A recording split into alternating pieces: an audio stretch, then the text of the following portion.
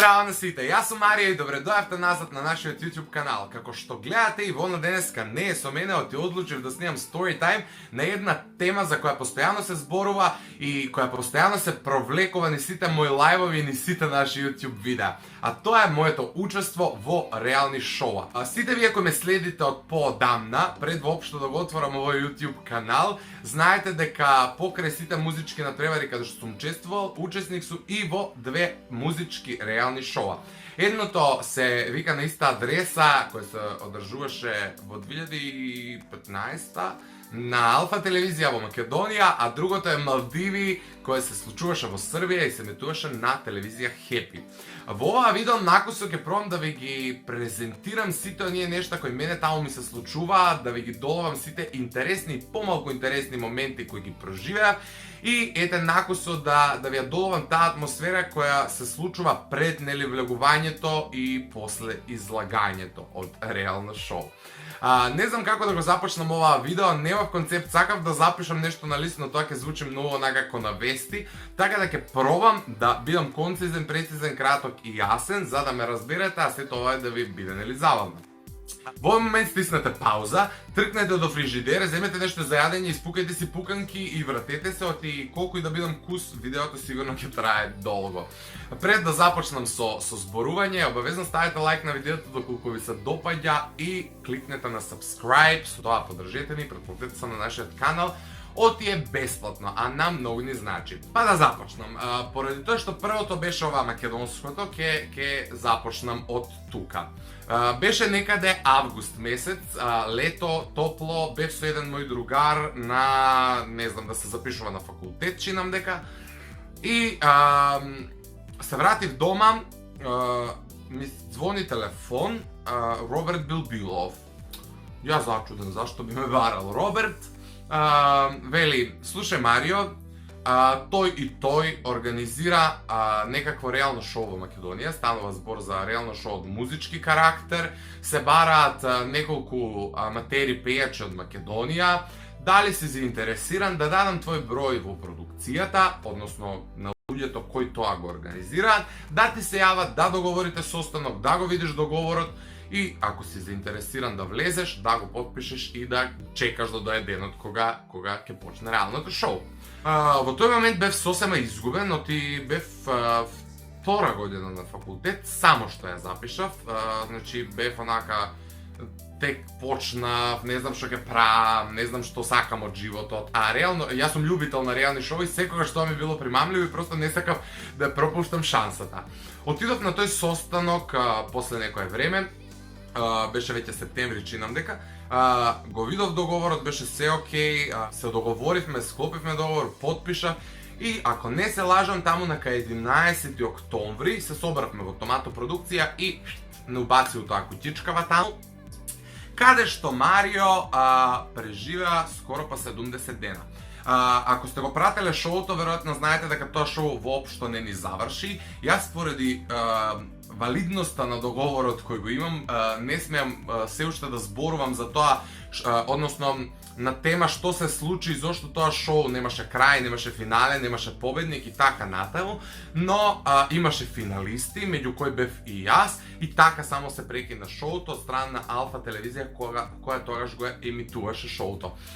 Нема да навлагам во процедурата со тоа што ќе ви кажам дека во тоа шоу некако се чувствував како дома, се ми беше чудно, ми беше прво и многу беше тешко да се навикнам на камери, на постојано снимање, да си 24 сата под камери не е воопшто пријатно, секоја твоја реченица да се емитува на телевизија, секој твој збор да може некој да го слушне, навистина треба да се внимава и навистина треба да си трезвен во тие ситуации, а тоа не е малку време, оти се скоро 2,5 месеци, 3 колку да се фаќаат, не е битно.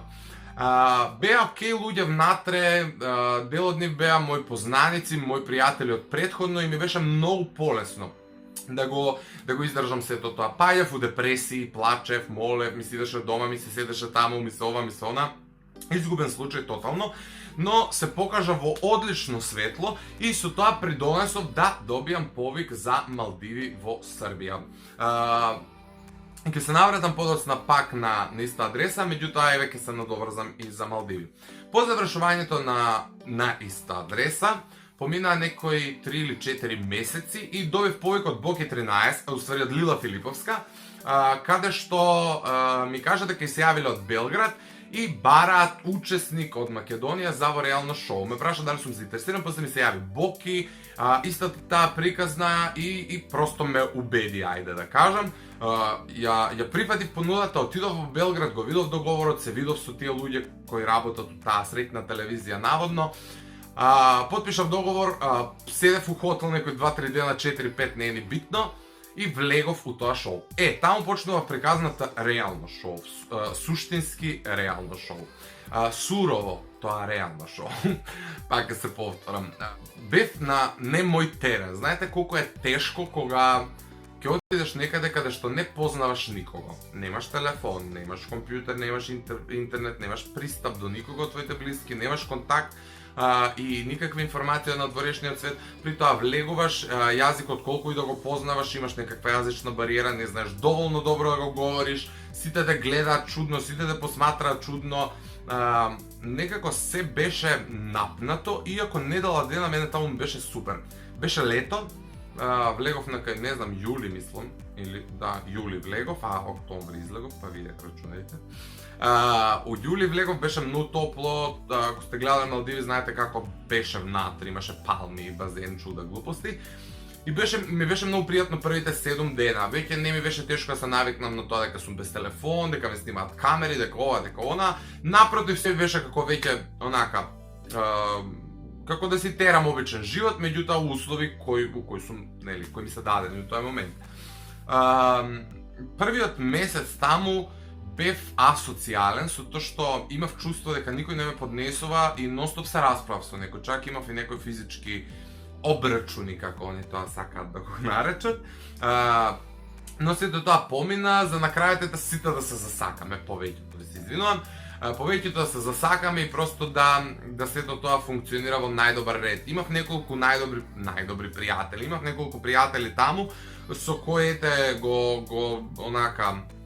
живеат тој секој ден таму досаден кој трае 3 дена.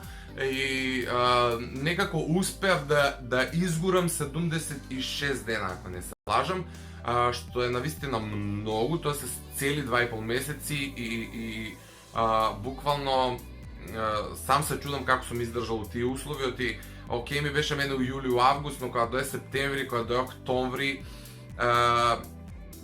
почна заладува тоа сценарио, таа сценографија, тоа ништо веќе немаше никаква поента, ми беше гадно, секој ќош го мразев, секој човек ме нервираше, секој глас од страна ме нервираше. Значи, почнав да лудам, да полудувам и навистина не ми беше пријатно. У 100 пати се покајав зашто сум влегол на сето тоа, имав притисок дека сите ние кои сме забележани таму ќе бидеме директно пребацени во парови, затоа што требаше парови да почнат веднаш после финалето на Малдиви. Тоа беше хаос у моја глава, ностоп плачав, ностоп пиев, ностоп сакав да си одам, бегав, кршев бубици, кршев вазни. Значи не сакам да дискутирам, кога се сеќавам малце ми проаѓаат тие мрвици кроз тело. Суштински, јас често добивам пораки после година дена како да влезат луѓе во реално шоу. Јас искрено таму таа телевизија не ви препорачувам да одите, меѓутоа ако сте наумиле, не знам дали постои конкурс за пријавување, не знам како тоа функционира. Наведов пред малку дека јас добив понуда и везе немам како тоа функционира, но ете ако добиете понуда некогаш некако, обидете се убаво да размислите и внимателно читајте ги договорите кои ви ги нудат, секогаш постои цака да ве заебат, како да се изразам. Така да бидете внимателни на тоа поле. Што се однесува до луѓето, например, кои напаѓаат. Да, реално шоу не е концепт кој секој може да го свари и кој секој може да го прифати туку така. Јас тоа го разбирам, првенствено поаѓам од моите дома. Моите дома не така лесно ме поддржа и ми кажа еј ти иди. Напротив, јас се борев за мојот избор и успеав да се изборам, нели, сепак мојот живот бев пунолетен и просто не можеше никој да ме спречи, иако нели добив огромни препреки во однос на тоа дека смета не само моите дома, туку и моите пријатели сметаат дека тоа не е добро за мене и за мојата иднина. Меѓутоа, јас не направив ништо лошо од што утре би можело да се срамам. Скоро сите видеа ги има на YouTube и во сите тие видеа јас не покажав ништо што може еден човек нормален да се срами. Просто такви се условите и многу е најголемиот проблем е во тоа што ти кога ќе излезеш од реално шоу не можеш на луѓето да им докажеш што навистина се случува. Многу од нив мислат дека тоа е сценарио, што не е вистина, и многу од нив мислат дека ти глумиш, дека ти се фолираш. Да, има такви фаци у тие шоуа, меѓутоа да се фолираш 70 дена и да глуматаш 70 дена и не е баш нешто што може да се издржи туку така да се манифестира во реалноста. Згора на се, тоа е терет еден кој цел живот го носиш со себе. Мене, например, почнува да ми пречи кога моето име и ден денеска се провлекува како реалити учесник. Да, јас сум учествувал во реално шоу, меѓутоа јас не се сметам себе си за реалити играч. Од причина што јас таму сум бил брутално искрен, реален и она што сум и надвор.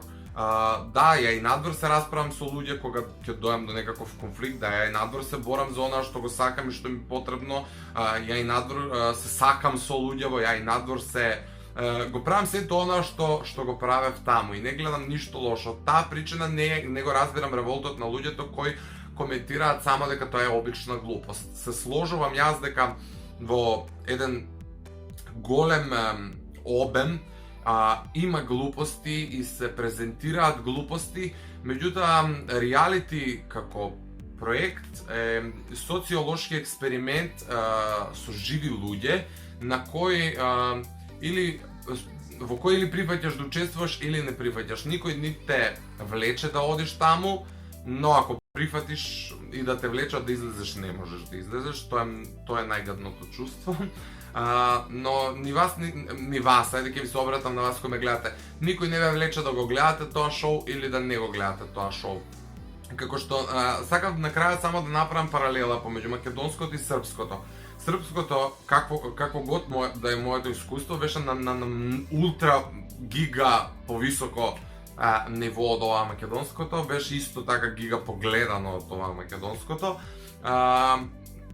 Бев со некои навистина големи реалити играчи кои не можев да ги толерирам толку многу и тоа најмногу ми излудуваше, но ете се справив, успеав и излегов многу појак емоционално, емотивно, многу сум потрезен, многу сум поладен, многу сум некако станав малку асоцијален, имам многу мал круг на луѓе околу себе, моите интереси се некако концизни, прецизни, станав принципиелен, но тоа не го сметам за негативна особина, туку за нешто позитивно. Ако се од тоа шоу е позитивно, тоа е всушност реакцијата која мене ми се случи после реално шоу. Кога ќе излезам првите 3-4 дена од како ќе излезам, јас сум во делириум, со мене нит муабет се прави, ништо од тие не можам да се вратам у нормална. Меѓутоа, ете, помина година дена, мене тие печатоци ми се веќе сумирани некако,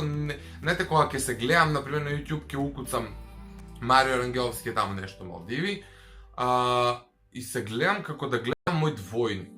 Многу е чудно чувството и многу е нереално, но ете, било поминало, не велам дека никогаш повеќе не би влегол, но знам каде би влегол, а каде не би влегол, и тие две реални шоуа предходно ми беа едно огромно искуство да научам и како треба да се функционира со продукции, како треба да се функционира со луѓе надредени вака така, затоа што бев млад и наивен и многу знаеа да ме искористат и да искористат мојата